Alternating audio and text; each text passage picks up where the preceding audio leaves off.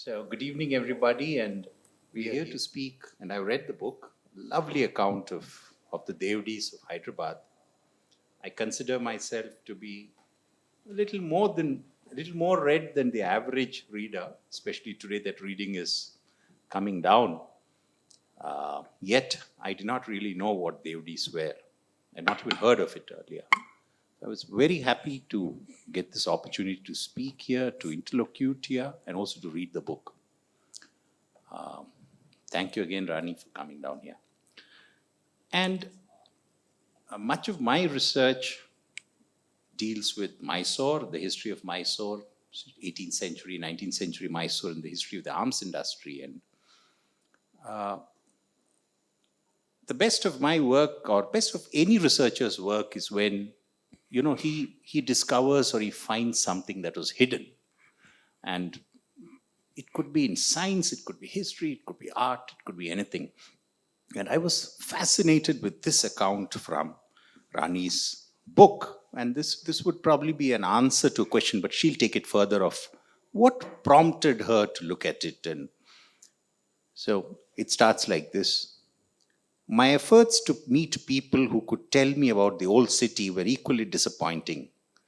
Reams have been written about Qutb Shahi, Hyderabad, but little about the Asaf Jahi city. The few old people who remembered the city as it was were reluctant to talk. My inquiries were met with cynicism, derision, and silence. It was as if the city suffered from mass amnesia. You have come upon the scene too late. What is the use of talking about times gone by? It was a feudal system, and it is good that it has collapsed. What is the good of those useless Devdis where profligates and wasters lived? A friend demanded sternly, himself an old Hyderabadi. It was as if a hush had fallen on the city and as if there was some dark secret that they wanted to hide. Rani, what prompted you or what got you into Devdis? Actually, I'm no stranger to Hyderabad. The first time I went to the city was in 1971.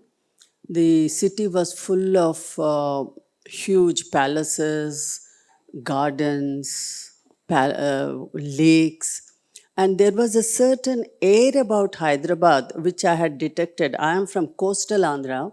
This was very interesting to me, and I used to admire that and get absorbed in their culture. In 2001, when my husband resigned from the government and when I went there, I happened to live in Bella Vista, which was the Administrative Staff College of India. I slept in the very rooms where the senior Princess Durru Shahwar, the elder daughter of the Caliph of Baghdad, used to stay.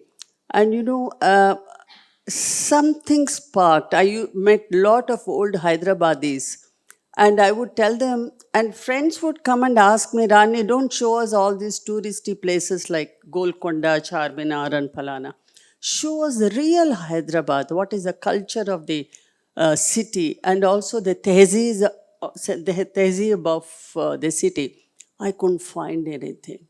Everything was gone. Everything was demolished. So that's when I started looking deeper, and I happened to meet a few people. The most prominent among them was a lady called Lakshmi Devi Raj. She was an old Hyderabadi, and a lady called Suna Mirza. She is a Parsi, and several others who were talking to me, but very sadly about what was gone. They were all people deeply hurt, humiliated, heckled because they were old Hyderabadis. And when I inquired as to tell me about your childhood, they will say, no, we don't want to talk about it. They were so hurt, they were retired, and they just didn't want to talk about it. So that's what I wrote there. I mean, this was something deep inside them, a deep hurt which they didn't want to dwell on. And that's when I started looking. And when I became friends with some of them, they would open up with me, but in very sad tones, and some of them would even cry. Lakshmi, for example, cries when she talks of old Hyderabad. The Hyderabad that you and I see today is nothing compared to the real Hyderabad. And when I talk of Hyderabad, it's not Gachibowli, it is not modern Somajiguda or some other place. I'm talking of the old city, which is surrounding the Charminar. Okay, so what is that Hyderabad that I'm talking about? When a lot of people would ask me, what are you writing? You're so busy. They would invite me to this function, that function. I would say, no, I'm sorry, I'm busy. I'm researching. And they would ask me, what are you researching? I would say, Old Hyderabad. And in Old Hyderabad, what? I would say the Devdis. They would say, what is this Devdi? We have never heard this word. And believe you me, these are the children of those ancestors who lived in Devdis. And they had forgotten all about Devdis. The word had totally disappeared from the Hyderabadi lexicon. Let's see, what is a Devdi? Devdi actually is an old-fashioned mansion, an old-fashioned stately home in which the nobility of Hyderabad lived. It is, when I talk of a mahal, you imagine one whole building. It's not a whole building. A Devdi is a collection of structures. It would have a high wall, it would have a grand entrance from which an elephant with a howdah would easily pass, and it would have open spaces, and it would have series of courtyards.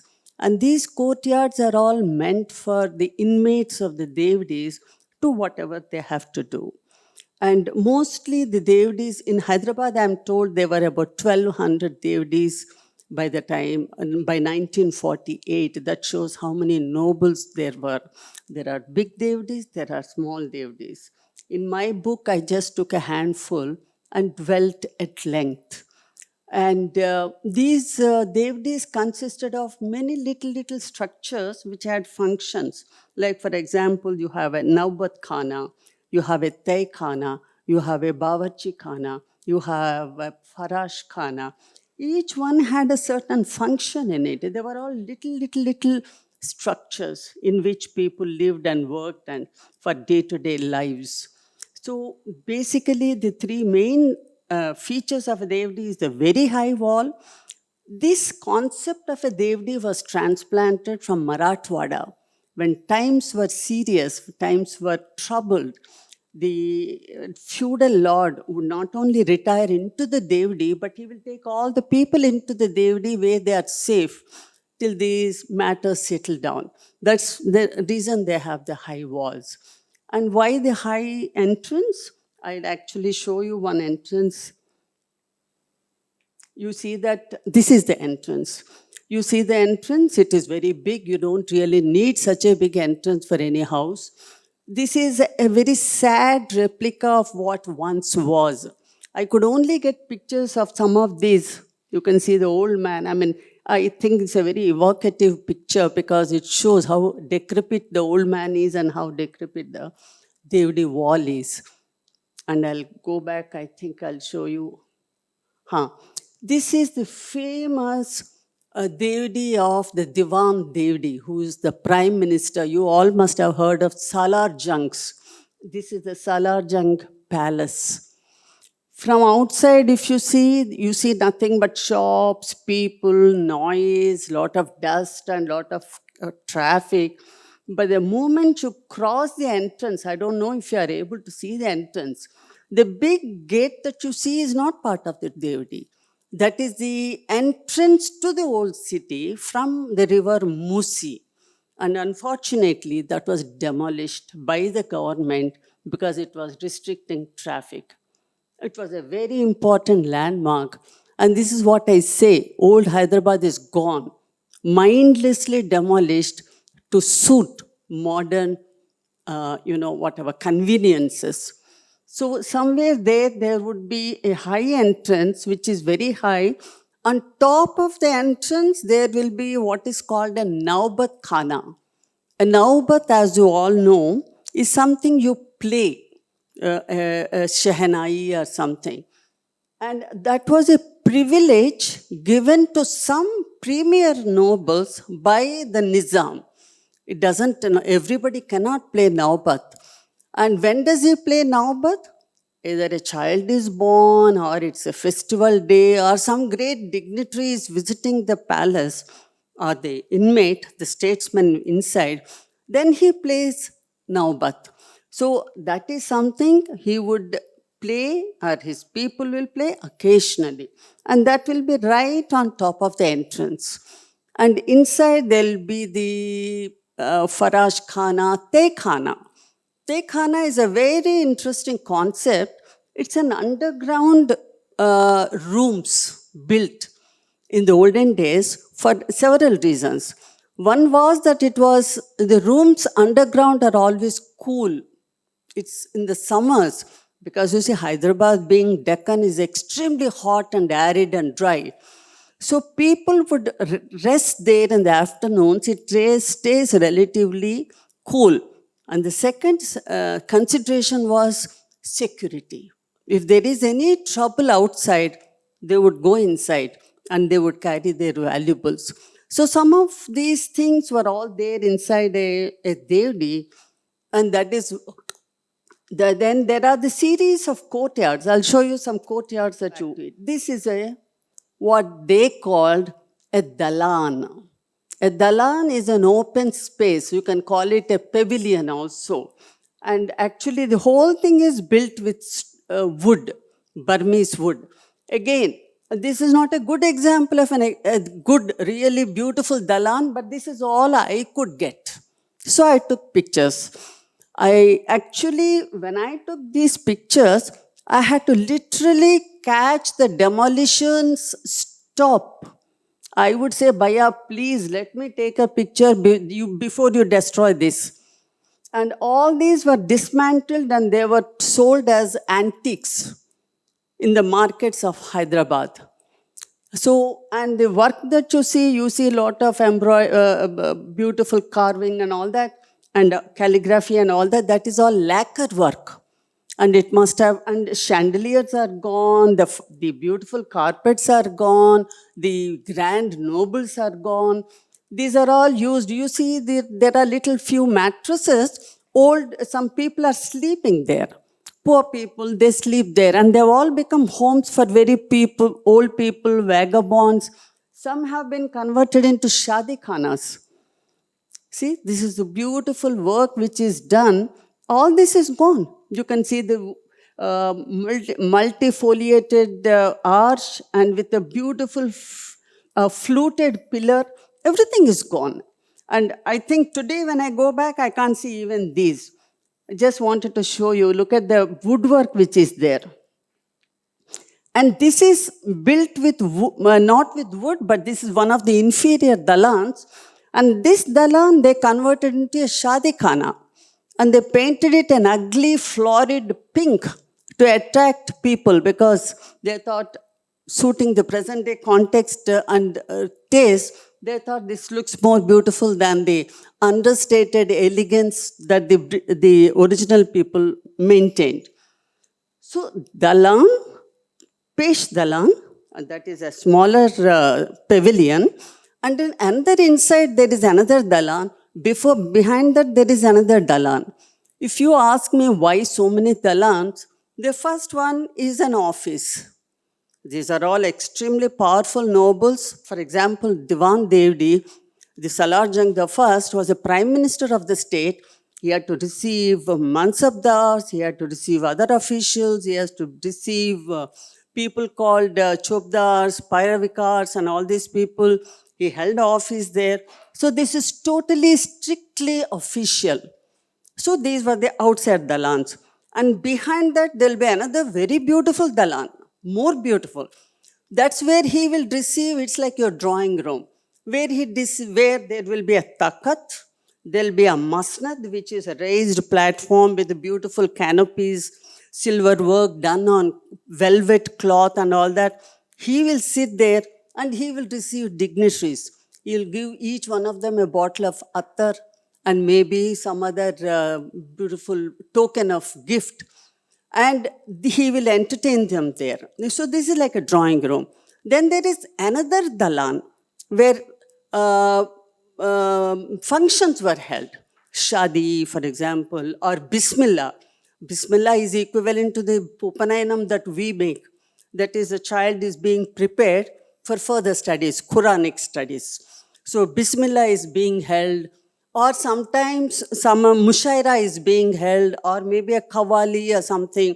So these are even more private, another dalan. And then after that, another dalan, where women are allowed. And when these mushaira, kawalis, and all these things happen, women are not allowed.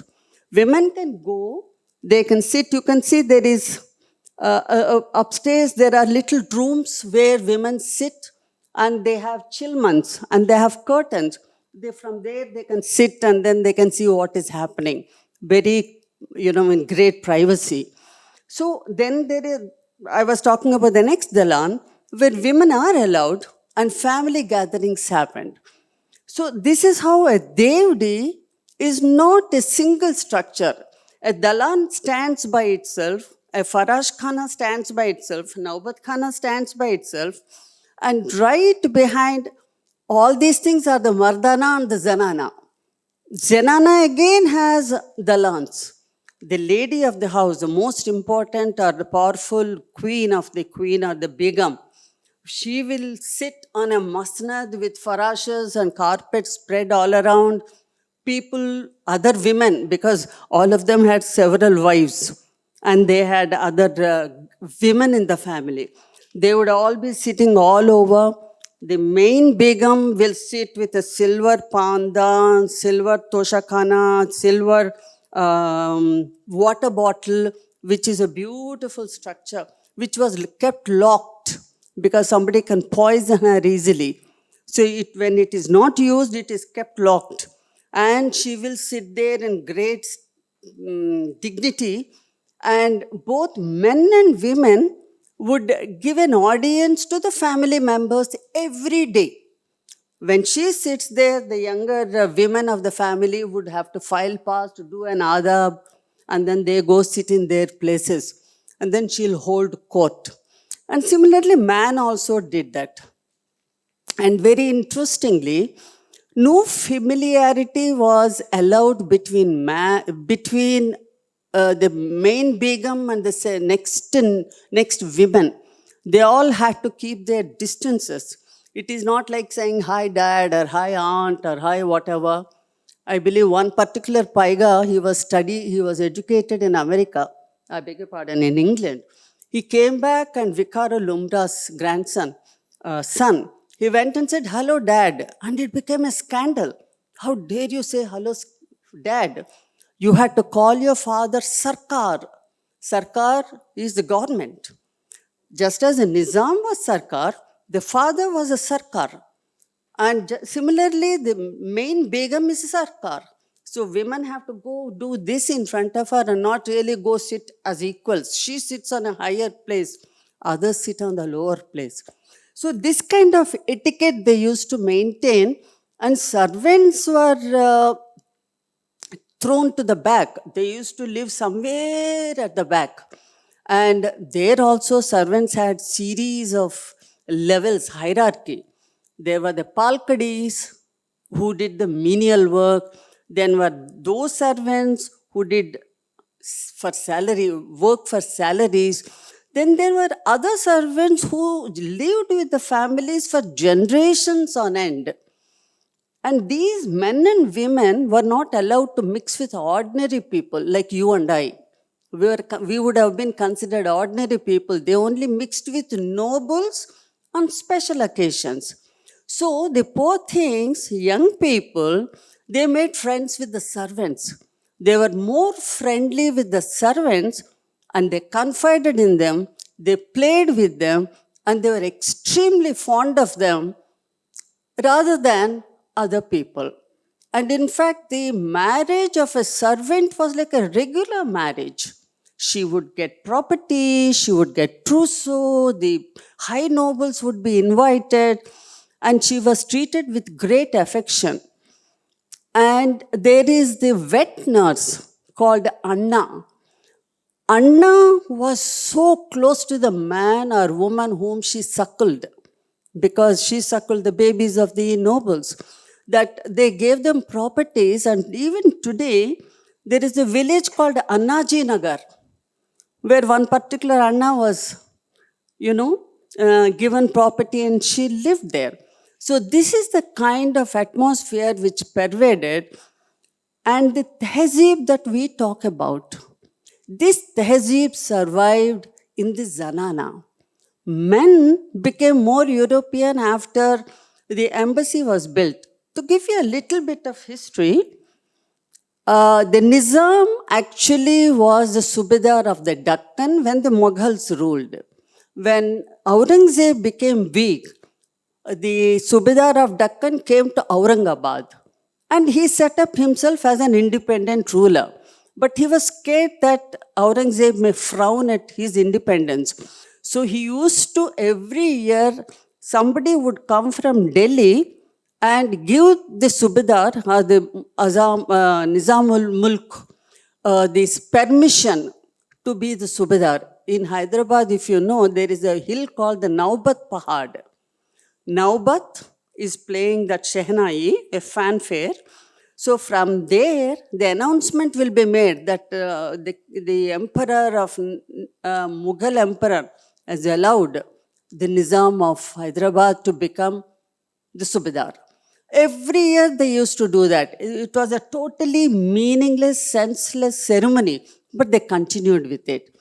So this first Nizam, Nizamul Mulk, shifted the capital from Aurangabad to Hyderabad, and from then onwards, he stopped caring for the Nizam, even of the Mughals. Even though the Naubat came, even though the Farman came saying that you are reappointed, he stopped caring for him. He held court, he built palaces, he lived an independent life. He had his own nobles whom he gave huge estates. And he was so clever, when he gave estates, he did not give land contiguously. He would give an estate here, an estate there, an estate there, an estate here, a jagir here, so that they don't become too powerful and turn against him. So they all had different jagirs. Even the very wealthy jagirs had properties in different places. They had a lot of trouble controlling them. That's how they became weak. And that's what the Nizam wanted also, that they become weak and he becomes powerful. Then these nobles were all not of a similar kind. There was a hierarchy amongst them also. The topmost noble, of course, the Subedar of Deccan, Nizamul Mulk was the Nizam. Next to him were what were called Paiga nobles. These Paigas were the descendants of the Caliph of Arabia. They were very powerful. And their sons married the daughters of the Nizam. So they became the kinsmen of the Nizam. They were very powerful. Half of Hyderabad was owned by them. They were the richest. I believe in 1960, the Paiga noble had 40 lakhs income per month. This income slowly reduced because he had 3 sons, who had 6 sons, who had 8 sons, and then it got divided. Slowly they became weak. But they were extremely wealthy. And next to them came 6 or 7 Hindu Rajas. Raja of Jatpur, Raja of Gadwal, Raja of Palwancha, Raja of Vanaparti, who were always independent. He did not trouble them. He had good relations with them. He just left them alone. But then came the Umare Uzam, the premier nobles, like the Salar Junks, Vikharul Mulk. Then you had people like the Rai Rayans, who were Marathi Brahmins. And then you had the Malwalas, who were Kayasthas from Lucknow. So now, why did he get people who are not Hindu, who are not Muslims? Why did he get Kayasthas? Why did he get Marathi Brahmins? He did not care for religion. Today, we talk in terms of religion. but the Nizam never bothered. This Brahmin family from Marathwada, they were called Rai Rayan family, Shamraj Bahadur, was so orthodox that he will sit at the Nizam's table for a dinner or a lunch or something. He will not touch anything to eat. He would carry his Ganga Jal in a small silver container and then put it on himself to clean himself. And the Nizam did not mind it. And when generations of Rai Rayans collected tax for the Nizam, he trusted them so much that he did not question them how much money came, how much have you given.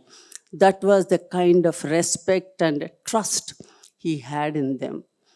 And some of the Rai Rayans died early, as used to happen in the olden days, leaving young children behind.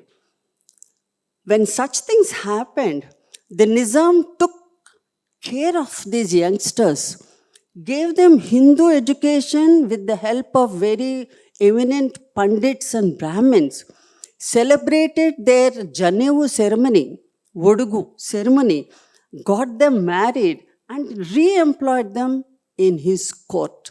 He did not care that they were Hindus and he is a Muslim. There is one story which illustrates this story, this concept. Mehboob Ali Pasha was the sixth Nizam. He wanted a tutor for his sons, Azam Jah and Mozam Jah. One man came from UP, whether it is Allahabad or Lucknow, I can't say. He was interviewed, found to be absolutely fine. He was getting the job. While going away, he turned back and said to the Nizam, Sab, everything is fine, but your cooks are Hindus. Not a good thing. I immediately change them and have Muslim cooks. Hindu cooks, not to be trusted. He did not get the job. The Nizam said, a man with such a narrow mind is not fit to tutor my children. There's several instances I have mentioned in the book. There was one rule that they had. This happened in the time of 6th Nizam, I beg your pardon, 7th Nizam, Usman Ali Khan. By that time, Tipu Sultan is already dead. The revolt has already happened. The British have already come to Hyderabad. They set up the biggest regiment there. And even till today, Hyderabad has the biggest contingent of army compared to anywhere else in the country. And the Nizam's power was slowly being nibbled away. Nizam was getting weaker and weaker, both in finances and power. He could not administer his own dominion as he liked. So it was at that time that this rule came to the notice of people, and it is there. I have given the Farman in my book, copy of the Farman. The rule was like this. Any government servant could avail of 6 months' leave with salary to go to Jeddah. Go there, it takes time, do whatever pilgrimage you have to do, and you come back. You don't lose your salary. It is a benefit given to you. Hindus were not given that. Somebody brought it to the notice of the Nizam, saying, Saab, you are giving it to the Muslims. Hindus are not getting the benefit. They are not too comfortable about it. He said, but why? Their temples are right here, all around them. Jada time nahi lagta. Let them go, come back. They don't need 6 months. Then it was pointed out to them that the Char Dham being Badrinath, Kedarnath, Amarnath, jo bhi hai, to go there, they are very far. They can't do it in a month or 15 days or something. They also need 6 months. He said, Acha, then in that case, we will give them 6 months leave. So the rule was made, it was amended, 6 months rule was given with salary. Hindu officials also could go on Char Dham trip do their pilgrimage, and come back. This was extreme. This is a fact, recorded fact.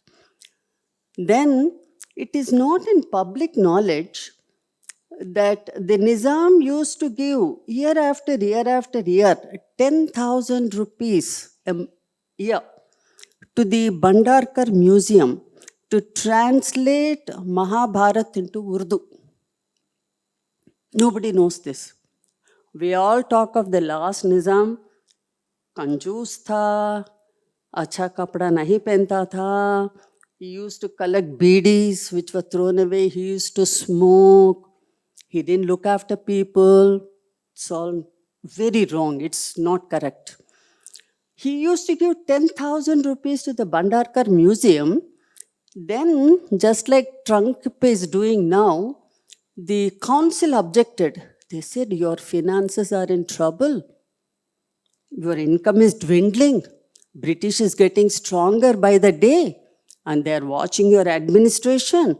And here you are giving away money for this charity, that charity, that charity. Don't give this 10,000 rupees.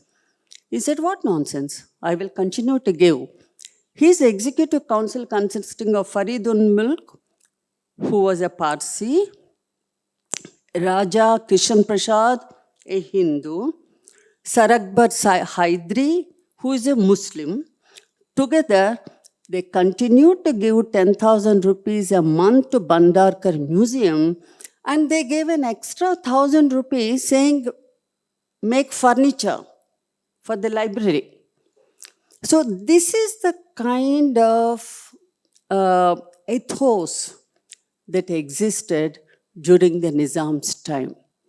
And when I talk about, we talked about the Diwan Devdi. Yeah, this is the Diwan Devdi. The first Nizam, I beg your pardon, first Salar Jung was the Prime Minister. The Nizam was a 3-year-old child. And the first Salar Jung had a very tough job.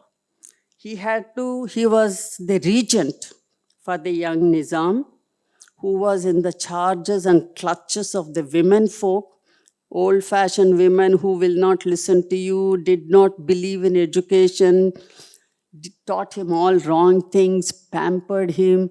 So he had to protect the child from them. Then there was the British. British were very annoyed. There was one incident. The embassy was already built. A man called Saunders said, what is this nonsense about the British resident coming and doing salam and giving nazar and sitting on the floor while the 3-year-old child sat on the masnad, remove your shoes outside, call him Sarkar, all this. He said, this is all nonsense. I'm not going to do all this. Then Salar Jung said, no, sir, you have to do it. This is a custom. He is the Nizam and you are the resident. He said, I will not do it. So there was an eyeball-to-eyeball confrontation between them. Then what happened? Saunders said, I will wear my shoes, come to his presence, sit in a chair, will not call him Sarkar, let us see what happens. So Turab Ali Khan, the first Salar Jung, was in a agitated mode. He said, listen, if you do this, all these Rohillas and Siddhis are the Sudanese. And then Habshis are the Abyssinians. These are all the security of the Nizam. They're all highly volatile people, ill-tempered people. If their lord is insulted by you, I will not be responsible, Baba, please take care. Saunders said he had told his embassy, his residency, if there is any trouble, go and sack the city. I don't care, but I'm going to break this. Here you see it was a power play. The British wanted to assert themselves. The Nizam had to be protected. So Turab Ali Khan didn't know what to do. Saunders came, sat on a chair, did not remove his shoes, did not give an azhar, did not give him a sarkar, and survived. So Turab Ali Khan was in a very bad state at that time. He had to keep the British at a bay, protect the child from the women folk, and he had to run the machinery of the government. Government was in a mess, income was lessening, British were getting powerful, and the old nobles were all caught up in their own little rigmarole of, conceit and all these you call seniority, junior, this and that, and their own court etiquette. So he wrote to Syed Ahmad Khan of Aligarh Muslim University. He said, I'm not able to administer my kingdom. Send me anybody who is capable. I will not ask you what is the caste, what is the religion. I don't care. Send whomever you want, provided he is good. Sir Sayed Bilgrami came, somebody came, Aghornath Chatterjee, who is the father of Sarojini Naidu. He came and several others came and they became the nobility and they became the officials. So you see, Hyderabad has a certain sophistication that other princely states do not have. Similarly, when Usman Ali Khan became the Nizam, similar thing happened. He wanted men, capable men, good administrator. He called Bangalore. Uh, uh, who is the great man of Bangalore who's forgetting name? He built bridges and dams. Vishvesharaya. He called Vishvesharaya. He called Sarayad. He called anybody and everybody. He said, "Come and look after my city. I don't care what your background is. You have to be a good administrator." This is how Hyderabad has this Ganga Jamni culture, we call it. And this tehzeeb, the culture, the tradition that we have in Hyderabad is a very mixed one. There are layers and layers and layers. There is this courtesy, there is this court etiquette, there is this kind of, respecting elders, respecting your seniors, at the same time, not worrying. Maharaja Krishan Prasad was an ideal. He was held as an example for courtly manners. That he was a Hindu, nobody bothered. So this is the kind of culture they had. And this is what was looked after by the nobles. Everybody talks about the Nizam. Nizam is one ruler. And he's not always, doesn't have a mind of his own. It is the nobility who controlled him and who shaped the administration and the culture and the way the government is run by the ruler. The same Nizam, in the year 1908, Musi went into flood. The whole city was devastated. Mehboob Ali Pasha did aarti to Ma Bhavani. There was a plate of saris, kumkum, haldi, flowers, palana, whatever we do, deepam, diya and all that. He did all that to pacify her. He didn't mind that it's a Hindu tradition. So this was the kind of Ganga Jamni Tehzeeb which was there then, which has been systematically demolished today. This is just one side of the story. So anyway, this is the gate, and this was opened only on occasions. The Howdah and the elephant.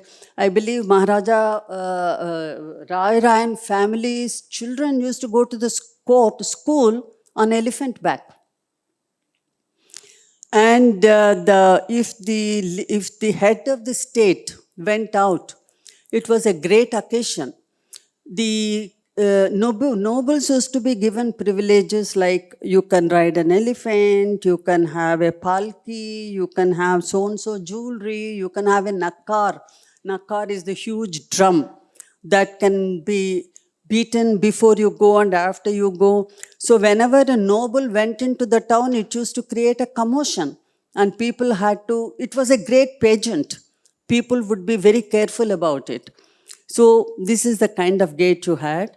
This is the Diwan Devdi, right? This is the Diwan ki Devdi. And when I was going through your book, I saw both the Diwan Devdi and the Rai Rayan Devdi had a connection to Mysore and the defeat and death of Tipu, because a lot of money flowed in at that time from Mysore to the Devdis. And I would like you to stress upon it since we are in Bangalore now. Yeah, this is Diwan of Hyderabad, whom you know as Salar Jungs, was the only family which produced 6 prime ministers to the Nizam, 6 generations of prime ministers.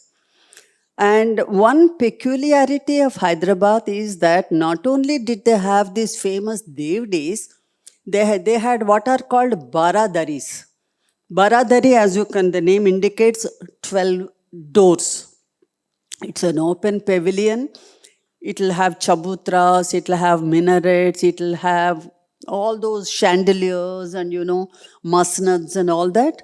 But it is the pleasure house of the Lord. And this is, you can see the Baradari in the background.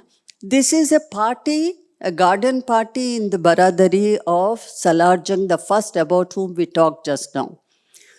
Now, this is a very interesting case where the date is 1875, the month is December, the year is 1875, month is December, and the date is 21st. Now, how do I know all these details? The London, the edition of the Times of India carried a news item on it, which I happened to get hold of. And he says, invitation was at 6 o'clock. By 4 o'clock, the Rohillas, the Siddhis, and the Sikhs, and all these people were lining the walls, lining the streets to see all these Britishers come to the party of the Salar Jungs. And the Lancers were standing there controlling the crowds. And the party happened. And the Salar Jung was an extremely shrewd and astute man. One of the Britishers says that I have never seen a man like this. When he smiles, his smile doesn't reach his eye. He is almost saying, listen, you are important to us because you wear the British uniform. But as an individual, I don't care for you. You mean nothing to me. You are coming here just to represent your country. Aao, khao, jao. And do your work and go. I will. And he used to keep them at a distance. And the British could not come to grips with this man. They say he's nothing. He's impossible to fathom this man. So this is the party which was organized that evening. You can see that so many people and so much is happening. And at the end of it, fireworks and, great Nautch party. And Nautch was a very common thing. They used to be there. And the British did not understand these are the Victorian times. Highly kind of closed British community. And they did not understand what this dancing is.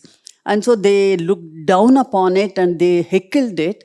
But Nautch was the only way you could keep the Indian dance tradition going. And Indian Mushaira, they did not understand. Indian Qawwali, they did not understand. Indian art, miniatures, they did not understand. The Hyderabadis were famous for the Indian miniatures. And most of the nobility had famous miniatures, which God knows what has happened to them now. Now we don't know where they have gone. And then these nobles used to kind of patronize karchob work. Karchob work is when on saris and masnads and all that, you have a slightly raised embroidery in gold. They used to patronize this. They used to be the people who played the shehnai. They used to be the people who were good at making ivory work and wooden work, carvings and all that. So the British came for this party. They attended it. And by about 8 o'clock or so, the resident at that time was Meade. He came, they attended it, and they could not get anything out of this man, and they went back, and they were quite disgusted with this man. But they did not understand that he was a great tormentor. He gave them lot of trouble. Because during his time, the British were kept at bay. And once he left the stage, they kind of were able to control the Nizam more. In the last quarter of the 18th century, he was able to win British support and was appointed to represent the Nizam in the war with Tipu Sultan. When Mir Alam returned home victorious after the defeat of Tipu, he was accorded a hero's welcome. Receptions were thrown in his honor and celebration followed, but his moment of glory was tinged with suspicion. A case was made out by his enemies that a sizable portion of the booty that fell to Hyderabad's share found its way into Mir Alam's private coffers. It was also whispered that he had appropriated Tipu's state jewels. Thereafter, Mir Alam was disgraced, stripped of all his privileges, and imprisoned in the Golconda fort. A few years before his death in 1808, he regained his former position as court and was appointed prime minister, a position he held for barely 4 years. With the prize money that he received at Srirangapatnam, he built a tank which was named after him and a chain of sarais on the two important trade routes. Once again, the Rai Rayan Devdis, which were by the Marathi Brahmin brothers, the Pant brothers. So they also have an association with Mysore and Karnataka. And it is important that all of this, if you look at this family, so they were also related to the Mughals in the sense that they came down from Delhi and followed the Nizam into the Deccan. So the Pans, subsequently the family settled in the Deccan, the employment of the Nizam from 1740 onwards. Moropant was appointed as a Peshkar, and in the year 1748, after his death, his brother Naropant succeeded him. Thus began the long association of Raja Shamraj's family with that of the Nizam of Hyderabad. Yeah, the family played an important role during the Nizam's war with the Peshwas and at a later point with Tipu Sultan of Mysore. They were skillful diplomats and were employed in the delicate negotiations Hyderabad had with the Peshwas.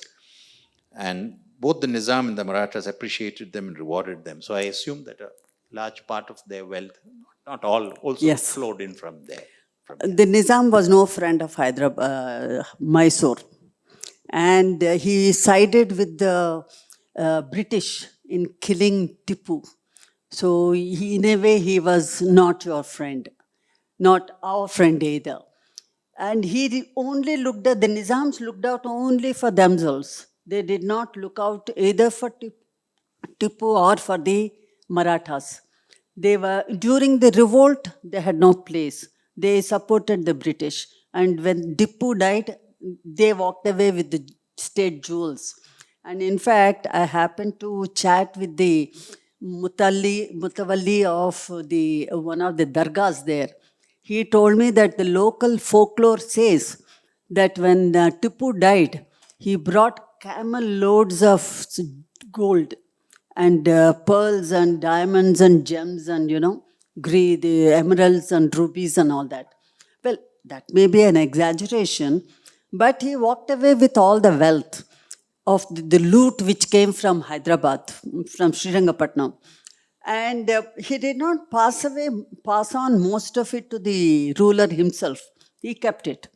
So there is a saying in Hyderabad that most of the wealth that the Nizams had, I beg your pardon, the Salarjangs had, was started because of the death of Tipu Sultan. Continuing with that story of Tipu Sultan, I beg your pardon, Salarjang, the first Salarjang was the most able. His son somehow did not get along with the Nizam. He was exiled to Pune. He lived in Pune most of the time. The third one also, though both of them all three of them became the Divans, the third one also did not get along with the Nizam. The result was that he felt very humiliated and he concentrated all his attention on collecting beautiful artifacts. It was like Hyderabad was like a big marketplace. Jewelers, jade workers,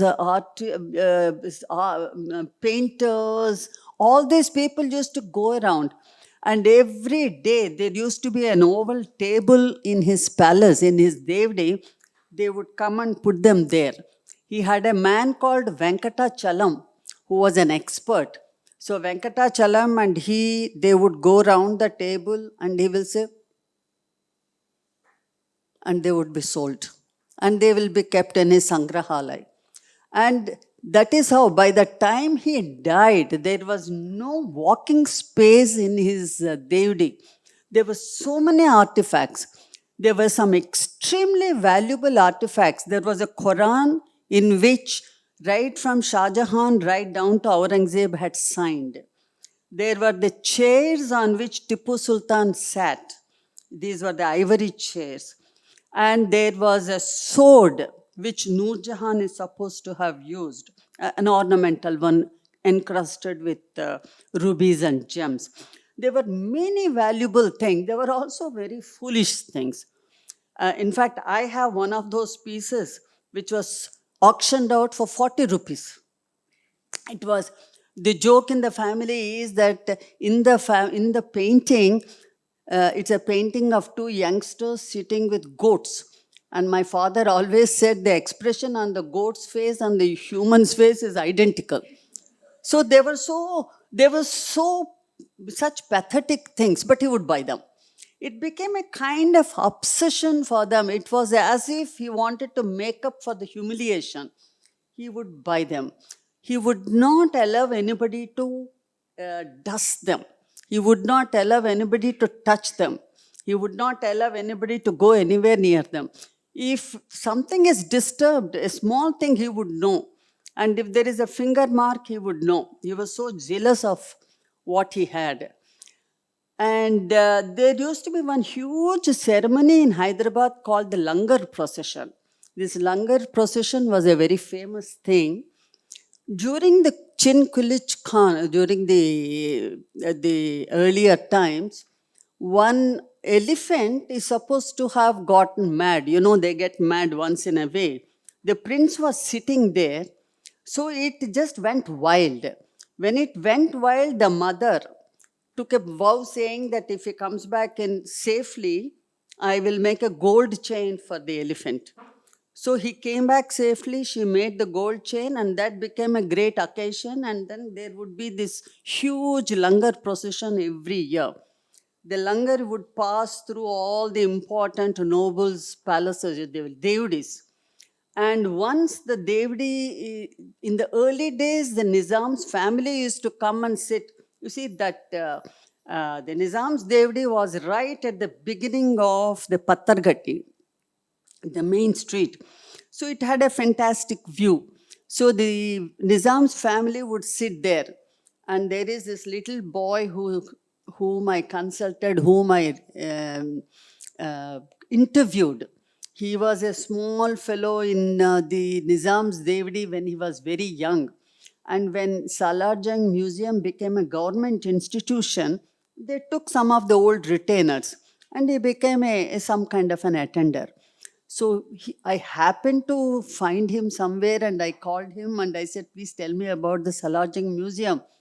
He said the same thing, क्या साहब, क्या बचा है, क्या ना, कुछ भी नहीं है, क्या बोलना है, क्या दिखाऊंगा आपको मैं, कुछ नहीं है, बहुत दुख होता है साहब, पीड़ा होता है, बात नहीं करना and all that. I said, नहीं, जो भी है बोलो भैया. So finally he came and talked about it. So he says, when the Sarkar, that is the Nizam, came to the palace, these people who were there, the retainers, could not turn their eyes. They could not move. They could not look up. They had to freeze in his presence. The nobles also had to be absolutely still when the Nizam is there. That is the kind of etiquette that they had.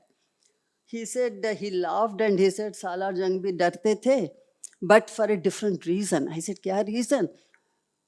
He never used to show him the good pieces, because if the Nizam says, I like it, It means you have to give it to him.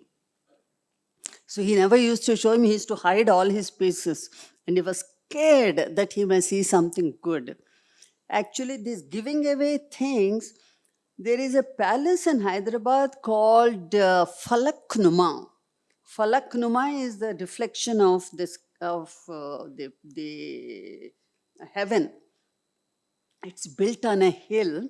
It's a fantastic palace, uh, very expensive, very richly adorned, a beautiful view. It's still there, fortunately. Nobody demolished it. And the Tatas, I think, have taken it over. They want to turn it into a five-star hotel. Fabulous library, and it had a 100-seater chair with a gold service. I don't know if the gold has survived, but the table is still there. And this was built by this man called Paiga Noble called Vikhar ul Umra. And he moved out of his Devdi because it was a little uncomfortable. You see, after the embassy was built in, not embassy, the residency was built in 1803. They did not like this nonsense about Devdis and all that. They built Palladian, the British style palaces. And once they built British style palaces, it became a fashion in Hyderabad to build British style houses, which are not suitable for our weather. Actually, a Devdi is highly suitable because it has got that atrium like quadrangle, makes it cool. But a palace is okay in a cold country, but in a warm place in Deccan, it doesn't suit us. But then it became a fashion. And even Devdi started being called as palaces. Malwala Devdi became a Malwala palace. And to make it look like a palace, they would build a facade or a compound wall or some drawing room with European furnitures and all that and make it a palace. And some of the youngsters would say, we don't want to live in these Devdis, we want to build new houses. The sixth Nizam built the race course in Malakpet, and he built a very beautiful palace there, which is no more. So the youngsters started building their palaces there. Then they started building palaces in Panchagutta. They started building palaces other places. So these palaces were there when I saw them. Devdis had gone long ago. So this Vikarul Umra built this fabulous Italian style palace and very foolishly invited the Nizam to come and see it. I have a feeling the Nizam must have asked, can I come and see your beautiful palace? So he came and he said, it's very beautiful. So Vikarul Umra said, take it. And he just literally walked out of the house with the clothes in which he was dressed. And the palace went to the Nizam, and the Nizam started living there. This was the tradition of Hyderabad, and this is what the third Salarzang was afraid of. Yeah, this story is extremely interesting. I thought I will show you this photograph. You see, all my photographs are sourced from Salarzang Museum. I used to go there day after day in 43 degrees temperature, sweating from top to toe in the dusty tombs all around me, and I used to collect pictures. They were very kind and helpful. In this, you will see Lord Curzon is sitting right in the middle. Can you see the red light, the pointer? There. This is Lord Curzon. And on this side is sitting the sixth Nizam, Mehboob Ali Pasha. And this is the seventh Nizam, Usman Ali Khan, the so-called miser. And this is Vikhar ul Umra. And these are all very important nobles sitting behind the dignitaries. And this is the dalan that I talked about. Very beautiful wooden dalans with, you can see the chandeliers. These are called jhumrus. Very beautiful imported Italian lights in which lamps used to be lit. And you can see the Persian carpet and all that. And this is the style in which they used to dress. The story here is very interesting. Lord Curzon, who came to India in 1905, I like him because he did a lot for archaeology, but otherwise he is one of the most hated governors generals in India, actually a viceroy. And he came to Hyderabad. Hyderabad is the only state where the British allowed 21 gun salute. Hyderabad ruler was called our most faithful ally.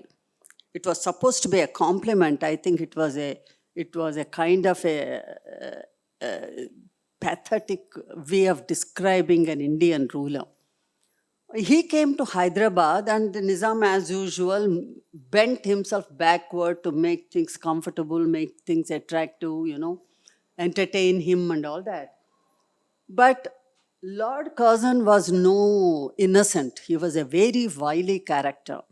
Here, what happened, Vikarul Umra, who was a premier noble, this man, he looks old here, but he was pretty young. His 3 children were educated in England. They were received by the Queen herself. They were given lot of importance, which was noticed by the Hyderabadi nobility and frowned at. How can a Hyderabadi noble get so close to the British, whereas British are trying to take away the power of the Nizam? And now Lord Curzon comes to Hyderabad. Having come here, he keeps on saying, Vikarumla this, Vikarumla that, Vikarumla must sit next to me. And I want Vikarumla to get me a glass of wine or this or that. And he openly shows his familiarity, his friendship, his affection, and his chumminess, friendliness with Vikarulumra. Vikarumla is feeling very, very uncomfortable. He is being singled out in the presence of his seniors as being close to the Nizam.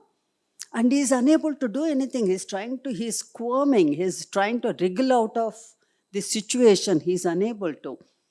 Finally, when the photograph comes, Lord Curzon says, I don't care for others, but Vikarulumla must sit. Nobody sits in the presence of the Nizam. Vikarumla is made to sit.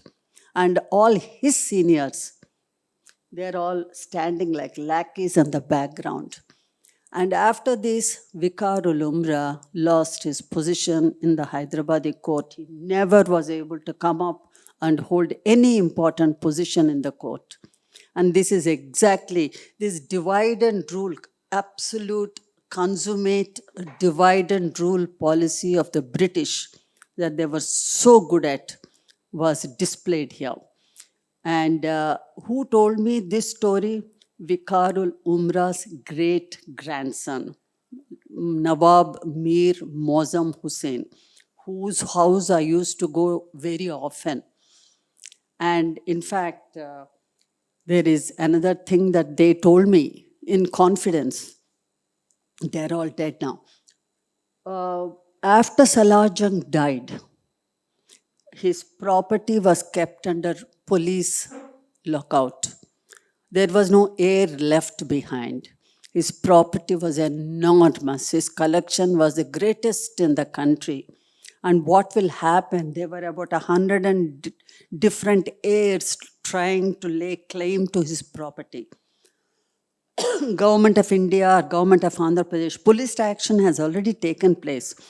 They didn't know how to apportion the valuables which were there in the possession of the Nawab. So they kept police there, they seized the property, locked it up. And after that, this property was auctioned.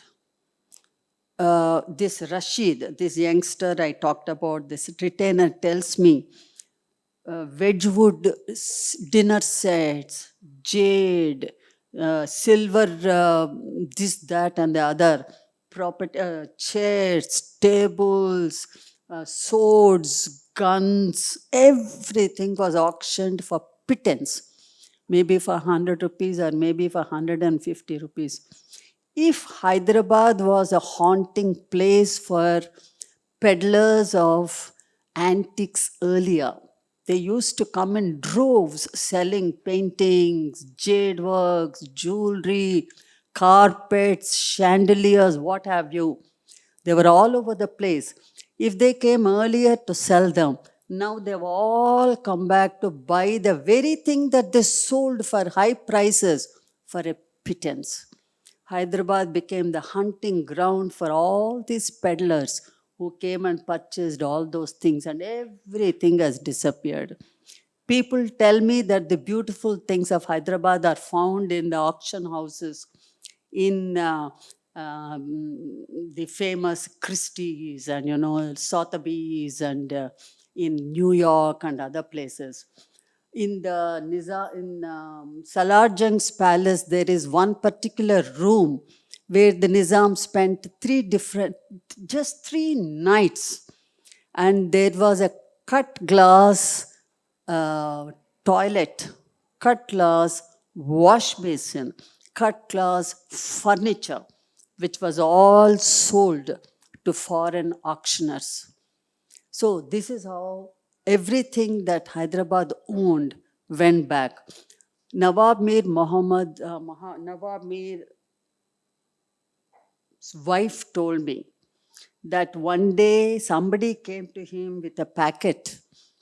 It was a newspaper bundle, and she opened. It was brought to her by a driver, and he said, "Madam, agar aapko kharidna hai to kharid lo. बहुत सस्ता मिल जाएगा. Very cheaply you'll get it." She opened it. It was a Satlada necklace. Satlada means 7 strings of necklace. They are all Basra pearls, mind you. Each will have an emerald hanging at the middle. So it was a fabulous piece of jewelry. It came and she said, Begum Sahiba told me I was very tempted to buy for a pittance. But my husband said, don't you dare touch it. It could be stolen property. You see, they didn't want to sell in the public. They didn't want to sell so that others know. Everything was sold in secrecy. I interviewed the great-great-grandson of Maharaja Kishan Prasad. He told me when he grew up, his palace was so dilapidated. There were fabulous cars. They could not run them because they couldn't buy petrol for them. There were paintings they didn't know value of. Some paintings were already gone. Anyone could walk in and take anything away. The palace was so big. There was no security. They had all gone. Servants had all disappeared. They were left with all these things. And the jagirs were abolished by Government of India. And when once money was cut off, they just didn't know what to do. Everything was sold for pittance, and the buildings themselves were demolished. The beautiful artifacts were sold in the antique markets. And once the buildings were demolished, motor mechanic shops, poor income houses, shopping centers, they all came up there. And today, if you go to Hyderabad, what you see is an urban sprawl, soulless, mindless, without aesthetic urban sprawl. And you don't see anything of Hyderabad. So this is what I wanted to capture when I wrote that book. It took me 3 years to run around, meet people.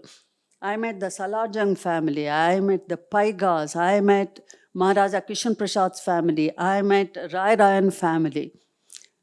They were kind, but they didn't want to talk. They would say, why do you want to know all that? It's a painful wound. Why should we tell you what we lost? And you want us to make us cry? One man said to me, let a dead body lie in its burial place. Why do you want to exhume it? They didn't want to talk. It was almost as if a hush had fallen on the city. Anyway, I somehow got the story out of them. This is what I wrote.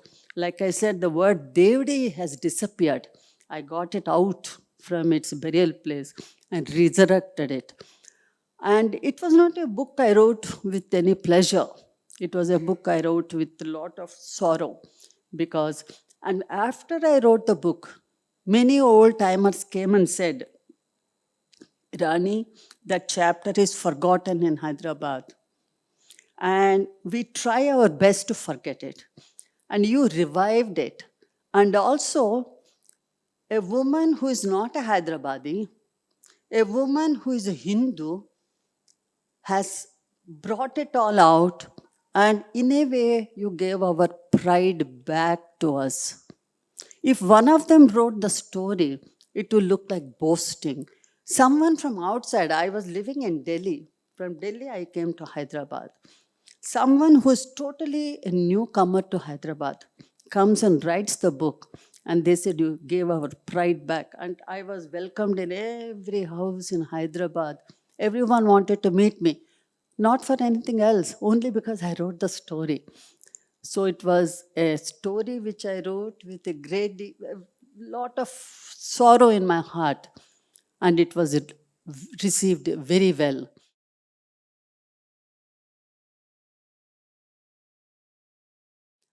If there is something anyone wants to know, I'll be happy to answer it kindly. Yes, please. I've got a number of things because I am also a Hyderabad heritage fan, and I've done some exhibits on with old antique postcards. How wonderful to meet you. So the second person is it Raja Deen Dayal from the right? Raja Dindayal. Yes, the turban and the beard looks like him because he was there. He accompanied Curzon in his tours, and Raja Deen Dayal's photo albums. The number of Curzon's visits. He created photo memories of India. I've made one exhibit also. I'll just give it to you. Raja Deen Dayal, including the tiger hunts and all that. Yeah. This is another dalang, and they are running some kind of a school here. They were very annoyed when we went to take the picture. Somehow we took the picture. These decorations are all modern ones. The Hyderabadi ones were very understated, very elegant, and very beautiful. And these strong colors are modern ideas. That's not original. And this is a Shadi Khana. And this is old ones. See how muted the colors are. Very, very. And this is the wedding, this is the party in Salar Jung's house. I took a lot of dalans. I have lot of photographs, but dalan I concentrated because they were always the focal point of a devdi. Another photograph, I really don't know what the occasion was, who were all there. All the British women are there in their gowns. I see this 7th Nizam. And Maharaja Krishan Prasad is 1, 2, 3, 4, 5. Let me see. That is, you see, Maharaja Krishan Prasad, I'll answer your first. This is the Aina Khana. Every palace had an Aina Khana, means full of glass, plate glass. It's a French art which they imitated. And they wanted to build huge glass houses. There is one Aina Khana left in Hyderabad today, very close to Salar Jung, I beg your pardon, the Charminar. There is one Irani hotel. They still have an Aina Khana there. That's the only one I have seen. All the others have been demolished. I want to go back and... this is what is left of an old Paiga Dalan. A very sad remembrance of what is left. And those were where women sit upstairs. This is the photograph I wanted to talk about. In this, first, second, third person is Maharaja Krishan Prasad. Something about Maharaja Krishan Prasad, he was an extremely well-built man, a scholar in 7 languages. He was equally comfortable giving talks on Quran as he was in Bhagavad Gita. He was a poet. He assumed the name Shad. His poems were rendered by many people in Mushairas and others. Very acknowledged literary person. Unfortunately, when the last Nizam set him aside because he was old-fashioned, he took to opium. And that opium took its toll on him. The result is that the man with this huge physique shrunk. And he became, all his photos, if you see, he looks like a small, shriveled person. He lost his looks. So the third person is definitely Maharaja Krishan Prasad. In the earlier one, I can't say where he was. I am unable to say. Because I mean, just 4-5 points which I wanted to ask you. Ji. First one was Bashir Bagh Palace and Marble Pavilion. We see a lot of old 100-year-old photographs of that. Now it's totally gone. Nothing is available in the Bashir Bagh Palace. Ji. That was one of the big Paiga palaces which was there. Then there was one Afzal Jung's bungalow. Afzal Jung was the Afsar Jung. Afsarjan, yeah. He was the commander-in-chief of the Nizams. Yes. And he had a French-style chateau, which is, I believe it is somewhere around where Reserve Bank is now there. It Or was it in Lakdi ka Pool? Was it in Reserve Bank or Lakdi ka Pool? I actually put this thing in a Facebook, this thing of Deccan, and they said, yes, this is somewhere was Reserve Bank was there. I'm not very sure. They're very close. Yes. They're very close. Third thing is, this is Albert Abid. Now, most of what I have about 300 odd postcards of antique postcards of this thing. Many of them, some 40 have been brought out by Albert Abid. If you don't know, Albert Abid was that Abid's name comes from Albert Abid, and he had a shop, big shop, and all the best of items were there. Mahbub Ali Khan used to buy from him and use the dress. I mean, like mostly garments and all used to the textiles and all used to bring for him, and that was actually where the Santosh Cinema was there. Now Santosh Cinema is also gone. It is where the big market is there, big bazaar or whatever it is. It is there in Abid's. That was the original Albert Abid, who was an Armenian Jew trader who that's named after, Abid's is named after him. Actually, he published a lot of postcards, for which I have a lot of them. The originals of the postcards were all from Raja Deen Dayal's. And the Nizam government also, before 48, they brought out a number of this thing. I mean, they were pretty in this Hyderabad, Ajanta, Ellora, Aurangabad, Daulatabad, all these areas, they brought out photographs which came into postcards. Correct. I forgot to mention there are several things which need to be brought out. Thank you for reminding me. Ajanta, Ellora were restored by the Nizam. Yazdani. Through his officials. Yes. Raja Shamraj was involved. They were originally restored by them. And also during those days, I think I already said, Ghalib sent a request to Hyderabad saying, Paisa de do. And he wrote a qasida again about Salar Jung the First. And Salar Jung declared 1 year mourning. So he sent his student Jauk, jaake remind karo. And 1 year mourning happened and nothing happened, money did not come. And I already mentioned Askari Bai.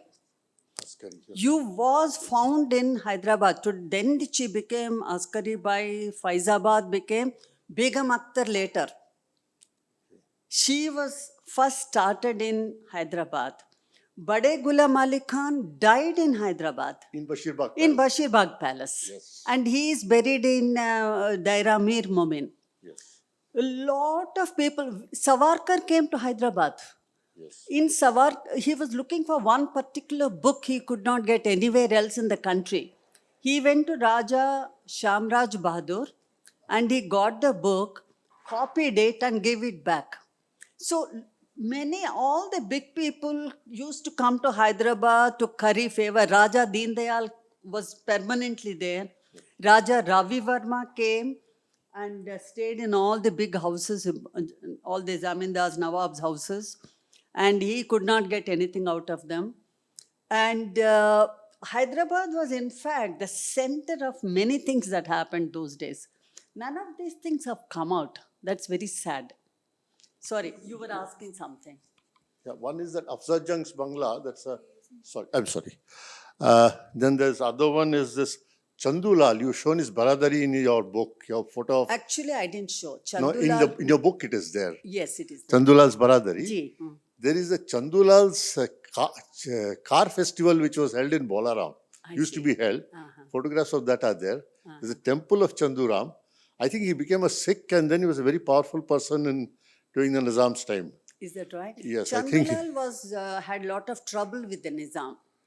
He became. He fell out of favor. In fact, I think he went back to the Punjab and came back. Correct. Khurshid Jha, the Nawab and they fought. So he used to invite Mahalaka Bai Chanda to come and give programs and all that. But Chandulal, yes, his history is He was a very much- Khatri. I think They were all, I think, Kishanlal Malhotra he was, I think. they call themselves Khatri. Brahma Kshatriyas. Okay. I know some of the family members, they call Vagres, the Vagres belong to that family. And the Lakshmi Devi Raja I mentioned, she says they're all Brahma Kshatriyas. I really don't know. Maybe you are right, I'm wrong. I'm really not sure. Because I was doing this research on Ajanta. I see. Great work has been done by Ghulam Yazdani. He was- Yazani, correct. He was the Nizam's head of archaeology. Ji. And actually what has happened is, he has in the State Archaeology Department Library, I saw about 4 volumes of photographs of Ajanta. In fact, this was before the graffiti and all that happened. So you have the more pristine form of Ajanta paintings taken by Asdani. They all got burnt. Huh? They were all destroyed in a fire. Four volumes are the ones which are burnt. Actually, there are people like Griffiths. There's one person called Griffiths, who immediately after it was discovered Ajanta, these people, Griffiths, Lady Herringham, these people, and Schillinghoff, they did. That time there was no photography. I think we should contact. I mean, did. I should have a dialogue with you because some of the things you are talking about, I am not. And all those things show, see, every little bit of Ajanta is from the Jataka. It's a tale of the Jataka, the previous births of Buddha. Okay. And now we don't understand because of the graffiti and a lot of these have been peeled off. Actually, he committed a mistake by calling Italians to come and apply shellac to Ajanta paintings. The shellac destroyed some of the paintings. But that was a mistake. It was a well-intended act, but it was a mistake because that was the technology that was available at that time. They didn't know any better. But the person who really looked after Ajanta and brought it to limelight and conserved it was the Nizam. I feel bad that some of these things, Nizam was the only person who started an educational institution, Osmania University, where the medium of instruction was Urdu. He is the person who abolished capital punishment. And he started Nizam Sugars, Nizam Textiles, he started Nizam Railway, Airways. He was highly progressive. This wrong information that the Nizam was very bad, he was a miser, all this has come out into public, which is not true. They don't give him any credit. Had he had power, the British hadn't ridden roughshod over him, maybe he would have made Hyderabad a greater city. After the flood of 1908, a survey of the city was taken up in 1915. Survey maps are still there. And the beauty of the survey maps is that the Muslims and Hindus did not say Hindus will live separately, Muslims, no. When you looked at the houses, some Muslim houses, some Hindu houses, one Muslim, one Hindu, they didn't bother. They were all living together. And women had property. So all this, whatever we are seeing today, it doesn't find its echo in Hyderabad. Hyderabad was a very different place. Sorry, you were saying something? No, no, just one question and one quick observation, ma'am. Ji. Question is currently of the old Hyderabad, Dave D's, or if somebody wants to go and visit, if you could suggest some places where a little bit of the old Hyderabad survives. That's the Survives. question. And the observation is, being born in the early 80s, I come from Madras, which is Chennai. So I have a lot of nostalgia of the post-colonial Madras of my childhood and the kind of buildings and all that. But while at a heart level, I feel that, and also feel conservation should have been much better. And when I look at it purely intellectually, I also feel the Chennai of today, which is not the city I loved, but it's also a more equitable place, because South Madras, where I come from, was very elitist, right? That's true. But the Chennai of today is more equitable. More people Yes. from the Tamil Nadu heartland, from all parts of the country have come. So I suspect, one has to take a balanced stance to something like it. While, of course, heritage should be preserved, I also feel sometimes that it's also socialism and all those Yes. things taking place. But the first was a question on where you think I Absolutely, should. you are right. That they were a feudal lord. They were highly exploitative. Money and wealth was concentrated in a few hands. All that is true. Absolutely. But then they did the good thing of patronizing art and culture. So, in fact, some of the old Hyderabadis themselves say it. Kyun? Why do you want to talk about it? Sare indolent the. They were all wasters. Why do you want to do it? In fact, one man said, you live in Bella Vista. I hope you will be happy. The fellow who lived there, that is the senior prince, Azam Jah, who was married to the two Turkish princes. They left him and went away because he was such a waster. And they said, I hope you will be happy. I was quite taken aback. So that is true. All that is true. If that is so, Taj Mahal, was a feudal thing.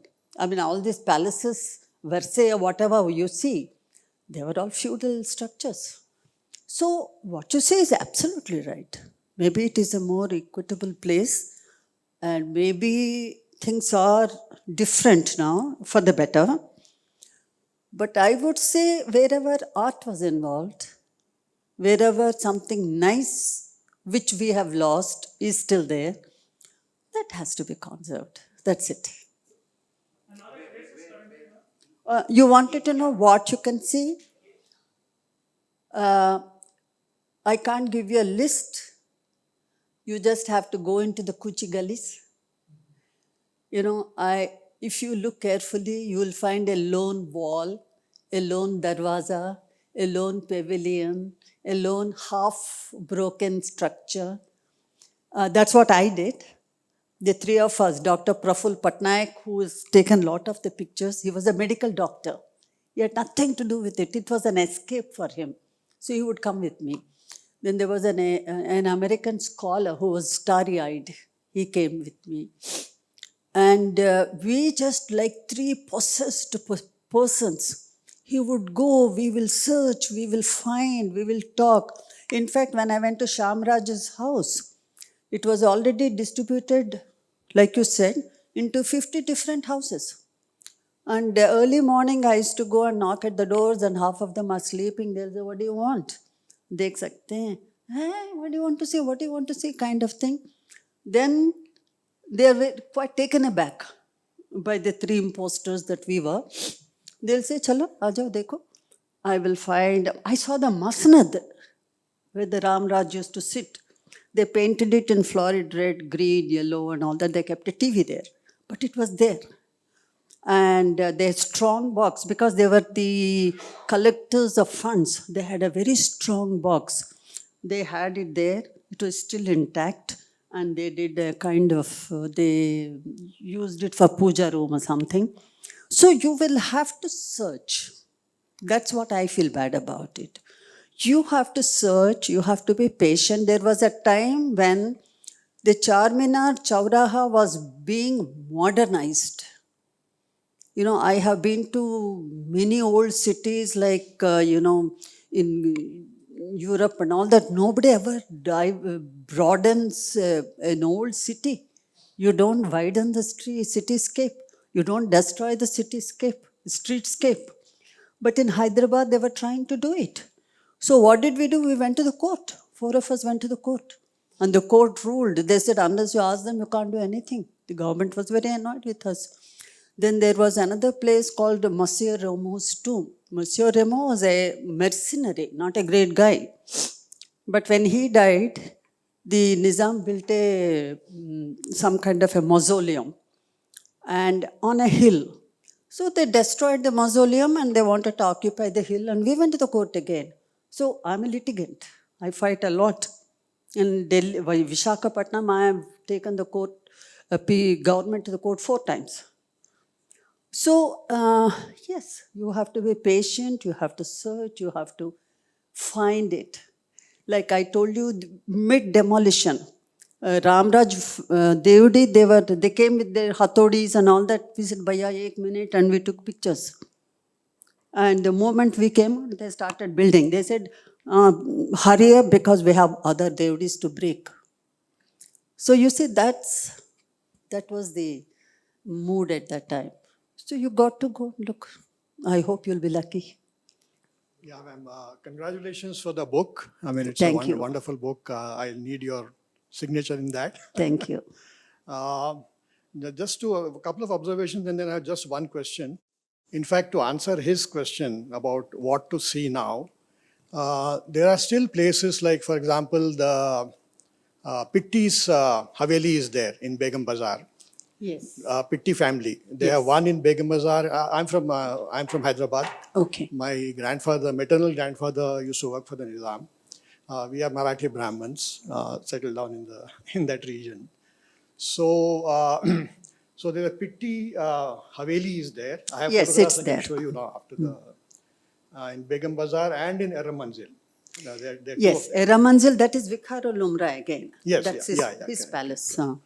And again, talking about how cosmopolitan Hyderabad was and how progressive the Nizam was, again, talking about Madras and Chennai, when Nizam College was started, there was no Osmania University. So he affiliated Nizam College to Madras University. I don't know how many people know that, right? And he went to Rabindranath Tagore to ask to get a recommendation for the first principal of Nizam College. And Rabindranath Tagore suggested Agornath Chatterjee, who was the father of Sarojini Devi Naidu. He was the first principal of Nizam College. So there are many stories about, and then, Oh, plenty. and then Actually, other things you can see the Paiga Palace in Begumpet, which was till recently the US consulate. Now they have moved to Gachibowli. So I don't know if it's open to the public. but it's not a Devdi. It's not, that's the question I had. Correct. That's a palace. So what is the difference between a Devdi and a Haveli and a Kothi? There are different things. For example, if you go near Bank Street, Sultan Bazar, the old Pratap Girji Kothi is there. Now, he is a brother of Dhanraj Girji, who settled down in Bombay later on, right? Near Taj Mahal Hotel and all. So this, for example, this Pratap Girji Kothi later on became the ENT hospital, Correct. right? Yes. So that's open to the public. Correct. Correct. And then you also have the Rashtrapati Nilayam in Bolaram, Right. because like you said, the politics of the resident and the Nizam. Right. So the residency was moved when the Nizam moved to the King Koti Palace. He didn't want the resident to be in Sultan Bazar where the women's college is there, Right. the residency women's college. So that's when the Bolaram residency was opened. And today that's a Rashtrapati Nilayam, which is the winter residence of the President of India. Every year, the President of India, even today, goes and spends a month in Bolaram, Correct. in the Rashtrapati Nilayam. Now that has been open to the public now. In fact, I can share the contact details. So there are lots of things. Well, Bella Vista Palace is there. Yeah. Thank you. So, What is that the- what is itself the was a difference? palace. Haveli and Devdi, is there a difference between them? No, Devdi is actually primitive in the sense, as I told you, high wall, high entrance, and then different structures meant for different purposes. Whereas a Haveli is like a Palladian structure. If you saw the residency, it's a Palladian structure. It's one single structure. Even residency has those chilmans for the women to look down. Even they were not a kind of, they were sensitive to that particular aspect. So the koti is just a generic word. I went to the king koti, I was taken by one of the Paiga nobles. And there also you have, it's not one big building, like this building is a one big building. Today you have buildings which are one unit. There you have a quadrangle there, a quadrangle here, some other room there. Like Diwan Devdi, there is Aina Khana, Chini Khana, Naya Khana. He even had a silent movie Khana. Baggi Khana, and he had Mardana, Zanana, and these are all separate. Between the Mardana and Zanana, there would be a very strong old servant woman whom they called Amma, Mamma. She was generally a Siddhi or a Hapshi, tough woman. And men cannot go to the women cannot go to the men, except for eunuchs. And she would sit there and lord over everybody, and everyone was scared of her. So, koti is just a general thing. When I went to King Koti, which is closed now, I had to have, the gentleman took me personally. I found that there were many things inside. Whereas a palace, like Bella Vista Palace, in which my husband and I lived, as I told you, I slept in the very rooms where Duru Shaiwar slept. I wrote to her, and she responded. She said, "I'm so glad you wrote a very sweet letter, but I'm too old. I can't talk. I can't meet you." She used to come very often. Duru Shehwar and her sister Nilofer were the most beautiful women in the world at that time. David Lean, the filmmaker, married Nilofer. They were so statuesque, beautiful, westernized, and they were so, and sarees were specially woven for them from Paitan. And these were the first women to enter public life in Hyderabad. Women were always put behind behind parda. But these women Nizam was very proud of them. He had ambitions that his two sons, Azam and Mozam Jha, will somehow fill up that gap left by the Caliph. They were not fit for that. They could not rise to the occasion. They were wasters. And the two women took their sons and went away abroad. Mukharam and Mufakham Jah. Mufakham Jah, the prince, came to our house when I was in Bella Vista. He showed us. I used to play here. Dhobi's son was my playmate. My governess, Scottish governess, was there. And this used to be my father's house. This used to be my mother. He took us around. So, difference is that a palace is one single unit, whereas a koti is an old-fashioned, stately home of a feudal lord. I would say that's the difference. You have been extremely gracious audience. Thank you so much. You have come.